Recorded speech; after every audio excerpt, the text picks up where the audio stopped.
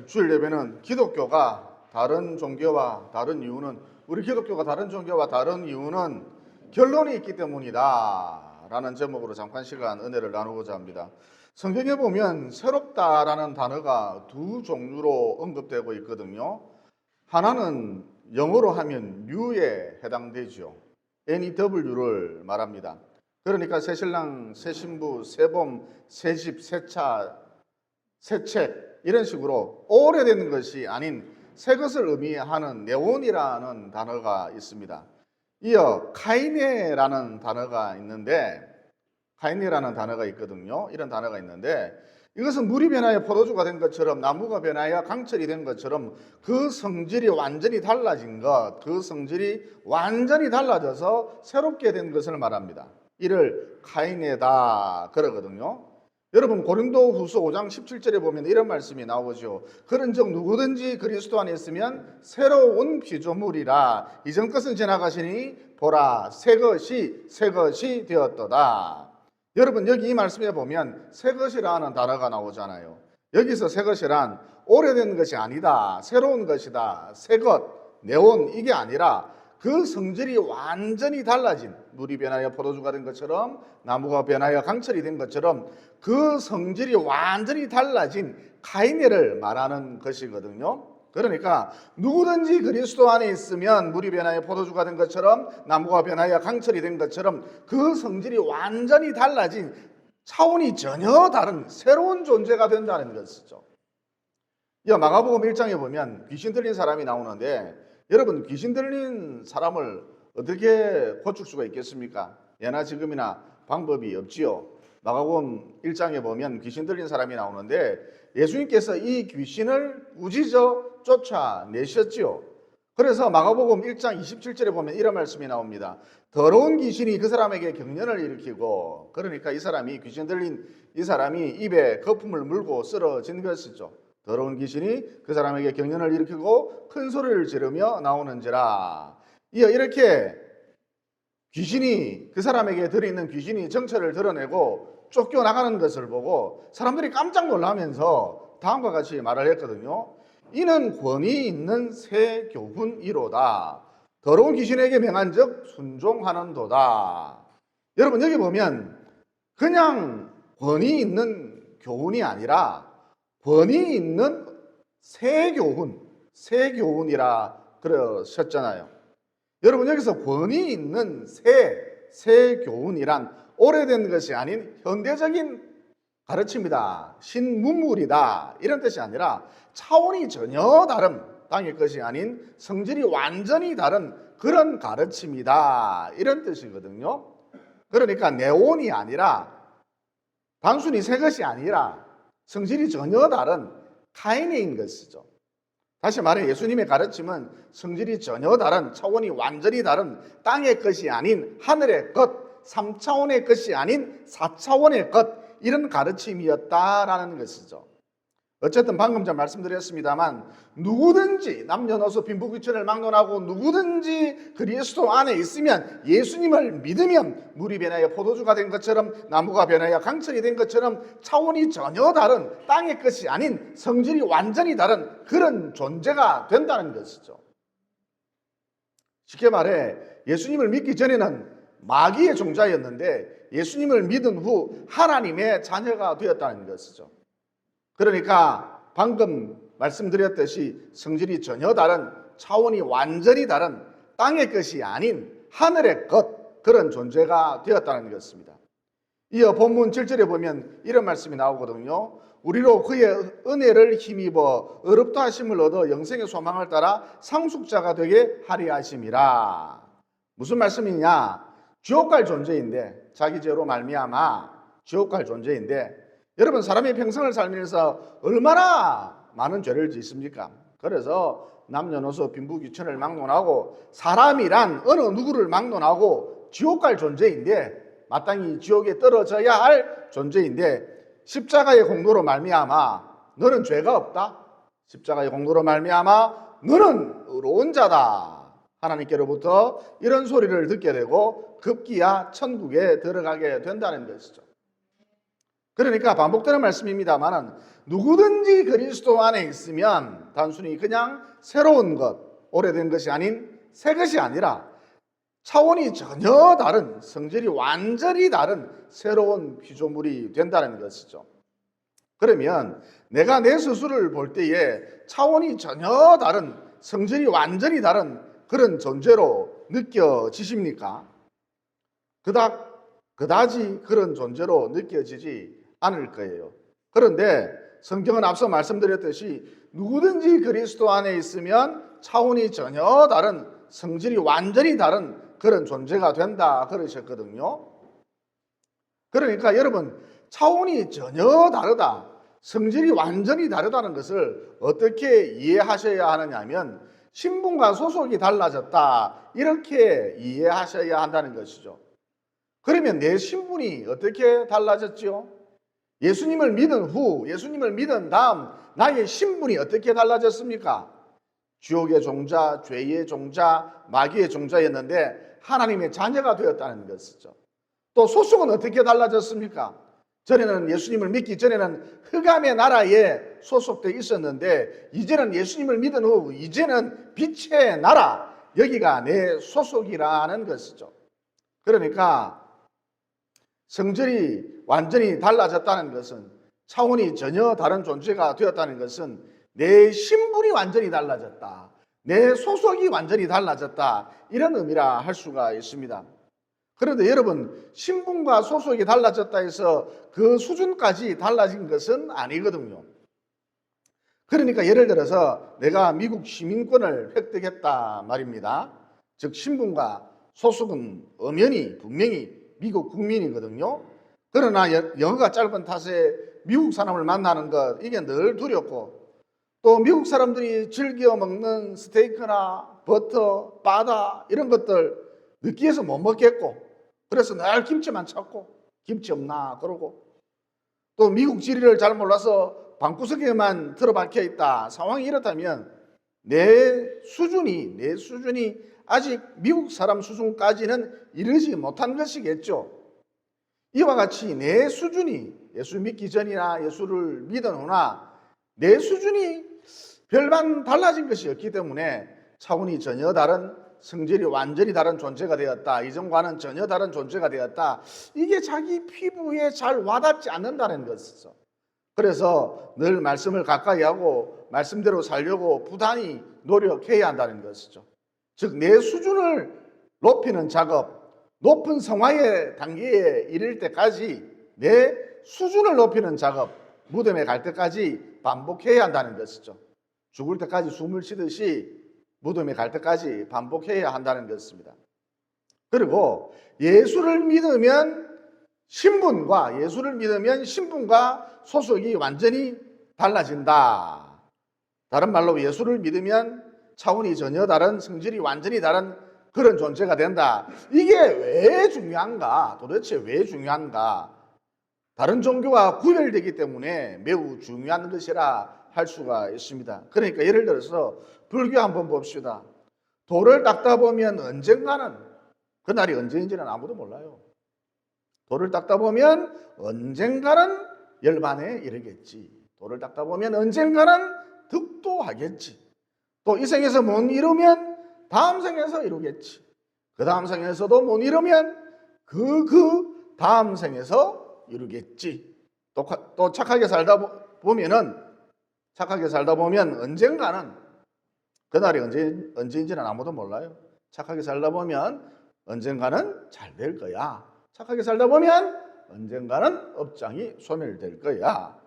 또 불교 신자에게 한번 물어보십시오. 당신 구원받았느냐? 열이면 10명 다 꿀먹은 벙어리처럼 눈만 끔뻑끔뻑거리고 있을 것입니다. 그러니까 무슨 얘기냐? 불교를 비롯한 이 세상의 모든 종교는 결과를 전혀 모른다는 것이죠. 어떻게 하다 보면 어떻게 되겠지, 늘 이런 식이라는 것입니다. 그런데 우리 기독교는 어떻습니까? 결과가 너무나도 확실합니다. 두루뭉술하지 않습니다. 결과가 너무나도 분명합니다. 예를 들어서 주 예수를 믿어라, 그리하면 너와 너의 집이 구원을 받으리라. 결과가 확실해요. 어떻게 하다 보면 어떻게 되겠지 이게 아닙니다. 또 너희는 마음에 근심하지 말라. 하나님을 믿으니 또 나를 믿으라. 내 아버지 집에 거할 곳이 많도다. 또 한 번 죽는 것은 사람에게 정해진 것이요 그 후에는 심판이 있느니라. 그러니까 죽음으로 끝나는 것이 아니라 사후세계라고 하는 것이 있다는 거예요. 천국이 있고 지옥이 있다는 거예요. 이처럼 기독교라고 하는 것은 결과가 확실합니다. 두루뭉실하지 않습니다. 그리고 무엇보다 누구든지 그리스도 안에 있으면 새로운 피조물이라 이전 것은 지나갔으니 보라 새 것이 되었도다. 즉 누구든지 그리스도 안에 있으면 차원이 전혀 다른, 성질이 완전히 다른 그런 존재가 되었도다. 이렇게 우리 기독교라고 하는 것은 결과가 확실하기 때문에 다른 종교와는 완전히 구별이 된다는 것이죠. 또 모든 종교는 자기 수준을 높이려 하거든요. 그래서 불교도 보면 몇 날 며칠 심지어 몇 달씩이나 눕지도 않고 과부자를 틀고 벽만 쳐다보고 앉아 있거든요. 그런데 여러분 이런다고 자기 수준이 높아질까요? 한 6개월 정도 벽만 딱 쳐다보고 있다. 변화될까요? 어쨌든 자기 수준을 높인다고 변화를 경험해보겠다고 몇 달씩 벽만 보고 앉아 있습니다. 몇 달씩 벽을 보고 앉아 있으면 변화가 되는 것이 아니라 정신이 돌 것 같습니다. 또 100배, 1000배를 하다가 쓰러지기도 합니다. 여러분 이런다고 자기 수준이 높아질까요? 1000배를 하면 변화될까요? 몸만 상하는 경우가 허다합니다. 관절 다 나갑니다. 그러면 우리 기독교는 어떤가? 내가 변화될 수 있도록 옆에서 도와주는 분이 계신다는 것이죠. 여러분 이게 우리 기독교가 다른 종교와 완전히 철저히 구별되는 그 지점이라 할 수가 있습니다. 그러니까 이 세상의 모든 종교는 자기가 자기 수준을 높이려고 변화되려고 자기 스스로 고행을 하고 자기 스스로 수행을 하고 심지어 자기 스스로 자아까지 한다는 것이죠. 그런데 우리 기독교는 내가 변화될 수 있도록 수준이 높아질 수 있도록 더 높은 성화 단계에 이를 수 있도록 옆에서 도와주시는 분이 계신다라는 것이죠. 여러분 내 옆에서 내 곁에서 내가 변화될 수 있도록 도와주시는 분이 누구십니까? 바로 성령 하나님이시죠. 그러니까 내 수준을 높이려고 변화되려고 더 높은 성화 단계에 이르려고 혼자 담배를 끊겠다 그러지 말라는 것이죠. 성령님 도와주십시오. 성령 하나님 도와주십시오. 그러라는 것입니다.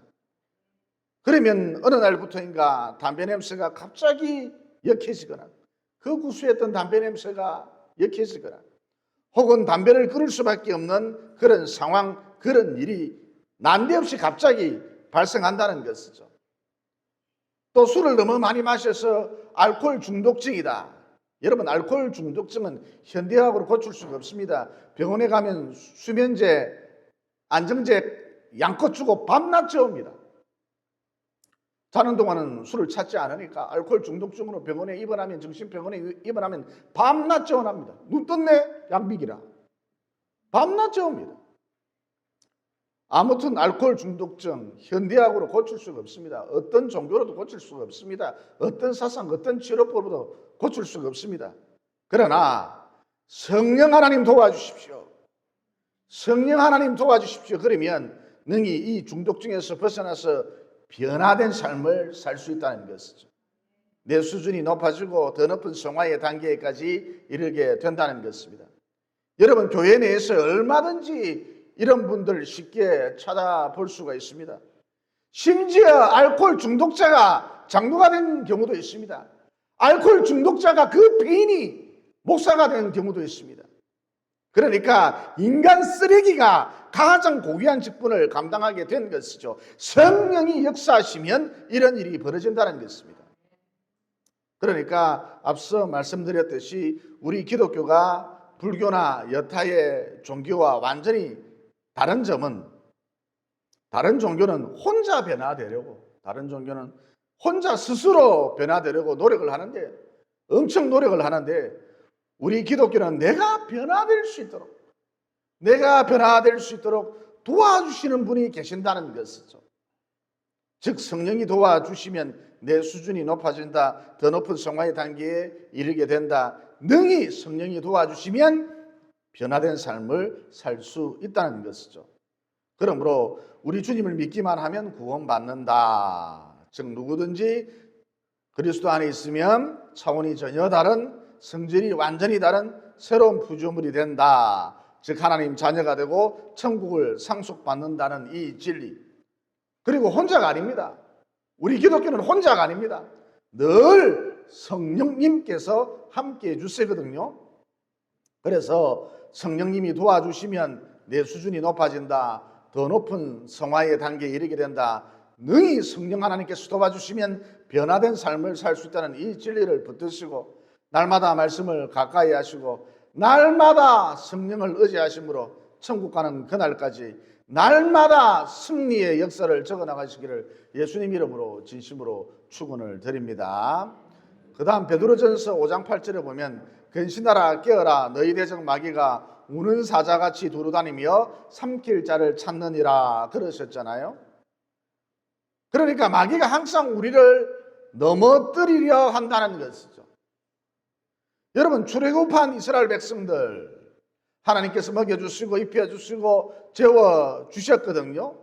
광야 생활 도중에 별 큰 그런 어려움이 없었습니다. 그런데 그들의 삶 가운데 위기가 왔을 때 그들이 늘 이런 말을 했거든요. 애굽에 있었을 때는 뭐가 어쨌다느니 저쨌다느니 그러면서 애굽에서 종살이 했던 때의 기억을 자꾸 소환했다는 것이죠. 그러니까 광야 생활 중이던 이스라엘 백성들을 괴롭혔던 것은 의식주의의 결핍이 아니라 애굽에 대한 추억, 애굽에 대한 기억이었다는 것이죠. 다시 말해서 아주 쉽게 말해서 간단하게 말해서 마귀가 우리를 어떻게 넘어뜨리느냐. 과거에 좋지 않은 기억들을 자꾸 소환해서 쓸데없는 기억들을 자꾸 소환해서 우리를 콘으로 몰아붙인다는 것이죠. 그러니까 예를 들어서 결혼했잖아요. 그런데 옛 애인이나 첫사랑이 자꾸 생각나도록 만든다는 것입니다. 마귀가 이런 짓을 해요. 또 설교는 흐릿한데 점쟁이의 말이 자꾸 떠오르도록 만든다는 것입니다. 점쟁이가 내년에는 해가 떠오른다고 했는데 그러면서 점쟁이의 말이 자꾸 떠오르도록 만든다는 것이죠. 여러분 이런 말 저도 할 수 있겠습니다. 내년에는 해가 떠오를 것이다. 내년에 해가 떠오르지 뭐가 떠오르겠습니까?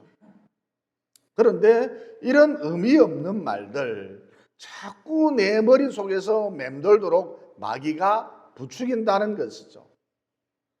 또 사람은 죄의 본성을 갖고 있기 때문에 누구든지 수치스러운 과거가 있기 마련이거든요. 내 인생 곳곳에 죄의 흔적들이 가득합니다. 그러나 예수님의 피를 의지해서 회개했다면 죄 사함의 원리에 따라 내 모든 죄가 다 사라졌거든요. 그런데 마귀가 과거에 지었던 그 수치스러운 죄가 자꾸 떠오르도록 만든다는 것이죠. 마귀는 자꾸 과거를 가지고 온다는 것입니다. 또 왕따 당했던 것, 학폭 사건 이런 게 문득문득 자꾸 떠오르도록 만든다는 것이죠. 그러니까 마귀가 우리를 어떻게 넘어뜨리느냐, 못 먹고 헐벗게 만들어서 우리를 넘어뜨리는 것이 아니라 여러분 하나님은 나의 공급자가 되시기 때문에 마귀가 나를 헐벗게 만들어서 나를 넘어뜨릴 수는 없거든요. 그래서 마귀가 어떤 전략을 구사하느냐, 앞서 말씀드린 대로 과거의 상처, 좋지 못한 기억들, 죄책감 이런 것들 문득문득 떠오르도록 만들어서 나를 힘들게 한다는 것이죠. 콘으로 몰아붙인다는 것입니다. 그래서 여러분 과거의 상처, 좋지 못한 기억들, 죄책감 이런 것들이 떠오를 때에 가만히 있으면 안 되고 마귀가 틈을 타는 줄 알고 예수 이름으로 명하노니 이 마귀야 예수 이름으로 명령하노니 과거의 상처, 좋지 못한 기억들, 죄책감 이런 쓰레기를 몰고 오는 이 원수 마귀야 귀신아 물러가라 그러면서 마귀를 귀신을 쫓아내야 한다는 것이죠. 그리고 예수님 안에서 나는 새로운 피조물이 되었다. 나는 더 이상 죄인이 아니다. 거룩한 나라다. 그러면서 자꾸 성경 말씀을 선포해야 한다는 것이죠. 여기서 한 걸음 더 나아가서 순종하면서 살아야 한다. 사랑하면서 살아야 한다는 것입니다. 오늘 본문의 메시지입니다. 여러분 순종하면서 살아야 한다. 사랑하면서 살아야 한다. 그러니까 별로 마음에 와닿지 않죠. 너무 뻔한 얘기니까. 갑자기 막 잠이 오죠. 따라서 순종하면서 살아야 한다. 사랑하면서 살아야 한다를 피부에 와닿도록 제가 여러분에게 설명을 해드린다면 인생을 살아갈 때에 안티로 살지 말라는 거예요. 인생을 살아갈 때에 갈등의 힘으로 살지 말라는 것입니다.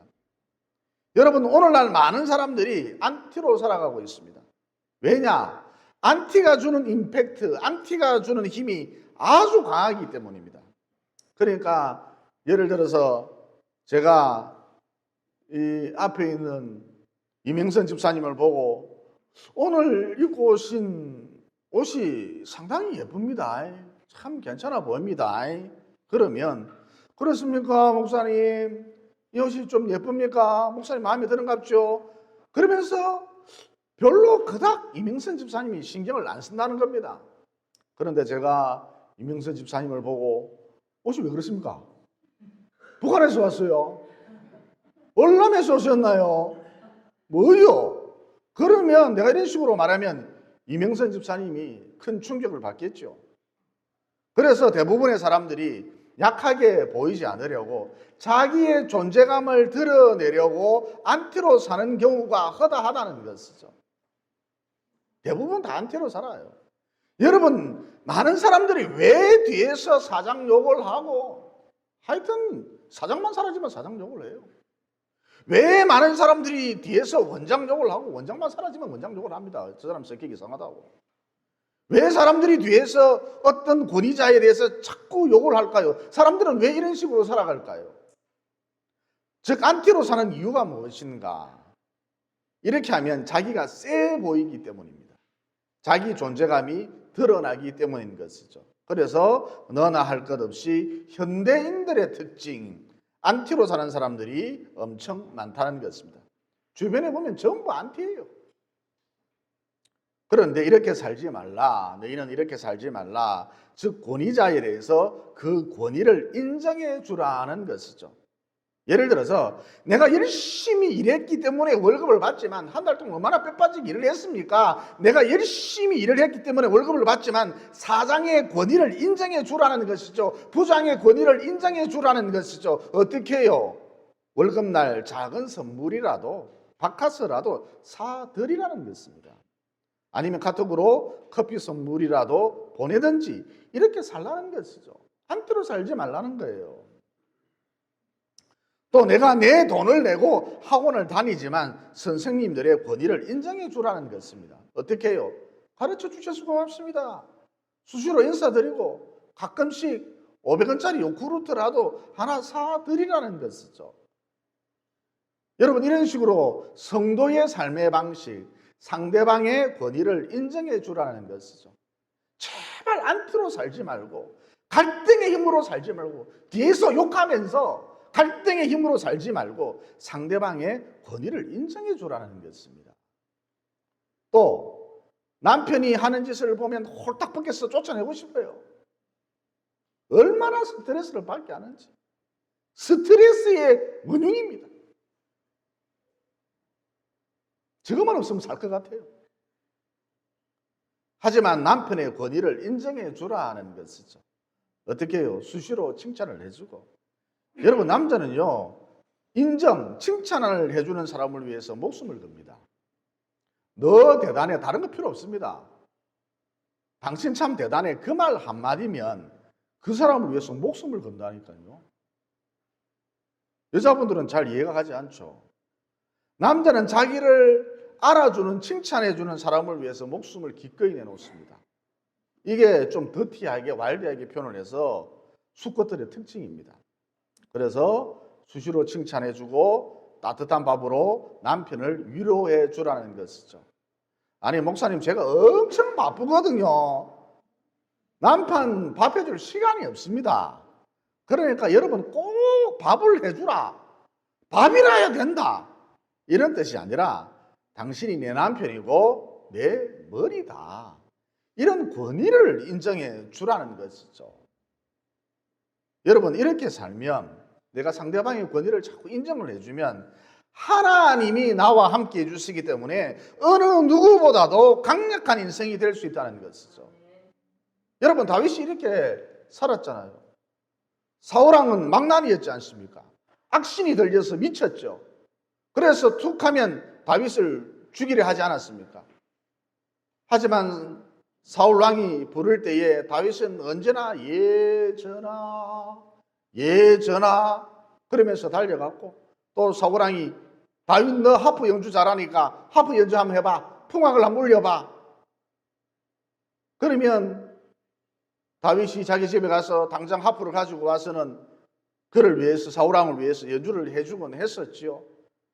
그러니까 아무리 왕이 거지 같아 할지라도, 요즘 말로 하면 왕이 개거지 같아 할지라도 왕의 권위를 인정해 주었다는 것입니다. 상대방의 권위를 인정해 주었다는 것입니다. 이것이 다윗의 삶이었습니다. 여러분 이렇게 살았더니 어떤 일이 벌어졌습니까? 하나님이 사울왕을 대신하여 다윗을 이스라엘의 왕으로 삼아 주셨죠. 다윗은 내 마음에 합한 자야 그러시면서 다윗을 이스라엘의 왕으로 삼아 주셨지 않습니까? 그래서 거듭 강조합니다만 안티로 살지 말라, 갈등의 힘으로 살지 말라, 상대방의 권위를 언제나 인정해 주라는 것이죠. 이렇게 살면, 상대방의 권위를 인정해 주는 이런 삶을 살면 앞서 말씀드렸듯이 하나님이 나와 함께 해주시기 때문에 어느 누구보다도 강력한 인생이 될 수 있다는 것이죠. 또 상대방의 권위를 우리가 자꾸 인정을 해주자.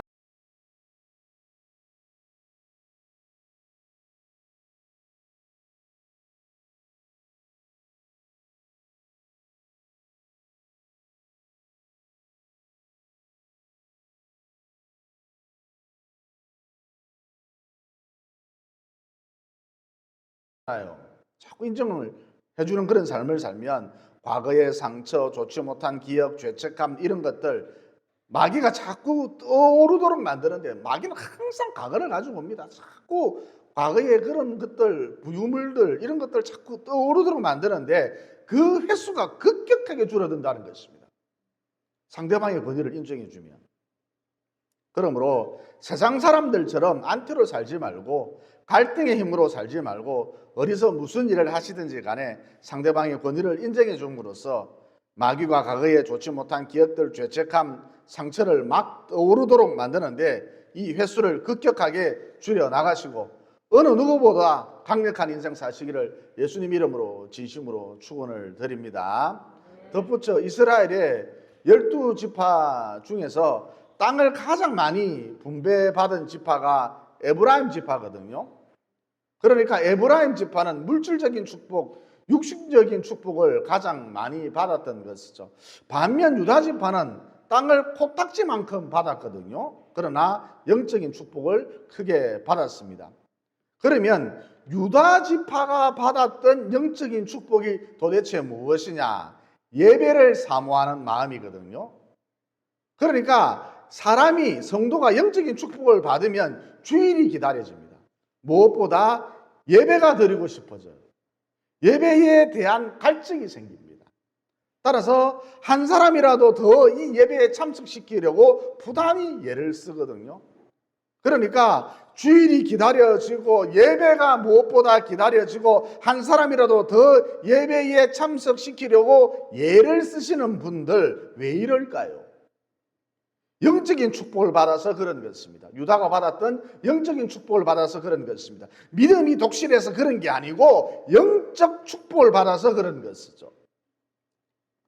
그러면 믿음은 좋은 것 같은데, 하나님의 살아계심도 알고 하나님도 두려워할 줄 아는데 믿음은 좋은 것 같은데 예배를 좀 가볍게 여기는 분들은 도대체 왜 이런가? 영적인 축복을 받지 못해서 그런 거예요. 그러니까 주변에 믿음은 좋은 것 같은데 예배를 가볍게 여기시는 분들을 보고 저 사람은 도대체 왜 저런가? 나이롱인가? 잡사인가? 집사 밑에 잡사가 있죠. 잡사인가? 그러지 말고 저 사람에게도 나와 동일한 영적인 축복을 부어달라고 조용히 중보기도를 해주는 것이 지혜다라는 것이죠. 그리고 일반적으로 사람들은 땅을 많이 받는 걸 좋아하지. 즉 육적인 축복을 좋아하지, 물질적인 축복을 좋아하지, 예배를 사모하는 마음, 예배를 기다리는 마음, 곧 영적인 축복은 별로다 그러거든요. 그런데 여러분, 땅을 많이 분배받았던, 곧 육적인 축복을 많이 받았던 에브라임 지파는 어느 순간 갑자기 흔적도 없이 사라져버렸습니다. 멸종된 것이죠. 미스테리입니다. 어디로 갔는지 이 지파가 없어졌어요. 그렇게 큰 땅을 차지하고 있었는데 이 지파가 순식간에 다 사라져버렸습니다. 반면 영적인 축복을 받았던 유다 지파를 통해 다윗이 나왔고 심지어 예수님까지 이 지파 출신이거든요. 그러니까 유다 지파는 하나님의 지파가 되어서 영원히 끊어지지 않는 영원한 지파가 되었다는 것입니다. 그러므로 유다 지파가 받았던 영적인 축복을 사모함으로 예배를 사모하는 마음, 예배를 기다리는 마음, 예배에 대한 갈증, 이렇게 영적인 축복을 사모함으로 나를 중심하여 하나님의 지파가 되어서 끊어지지 않는 영원한 지파, 또 자자손손 하나님의 역사를 적어나가는 영원한 기독교 명문 가문들이 모두 되시기를 예수님 이름으로 진심으로 축원을 드립니다. 기도드리겠습니다. 사랑의 하나님, 오늘 말씀을 통해 기독교가 여타의 종교와 다른 점은 결론이 있기 때문이다. 또 다른 종교는 변화되기 위해서, 수준을 높이기 위해서, 더 높은 성화 단계에 이르기 위해서 혼자 예를 쓰지만 우리 기독교는 도와주는 분이 계시다는 진리도 깨닫게 되었습니다.